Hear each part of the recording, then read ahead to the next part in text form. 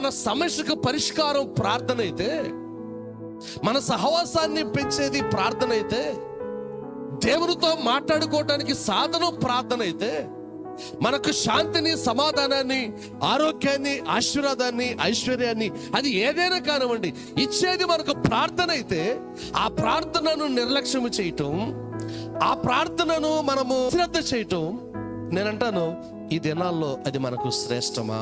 ప్రత్యేకంగా ఈ అంత్యకాలంలో, ప్రత్యేకంగా ఈ కఠినమైన పరిస్థితులలో ప్రార్థనను మనము నిర్లక్ష్యం చేయటం ఎంత మాత్రం మనకు మేలు కాదు కదా. అది మనలను శ్రమల్లోనికి, కష్టాల్లోనికి నెడుతుంది. మీ ప్రార్థనా జీవితం కరెక్ట్గా ఉంటే, మీ ప్రార్థించే విధానం సరిగా ఉంటే, నేను చెప్తాను, మీరు మాత్రమే కాదు, మీరు, మీ పిల్లలు, మీ పిల్లల పిల్లలు, మీ తరములు, నేను బిడ్డరా, మీరు చాలా గొప్పగా ఆశీర్వాదకరంగా ఉంటారు.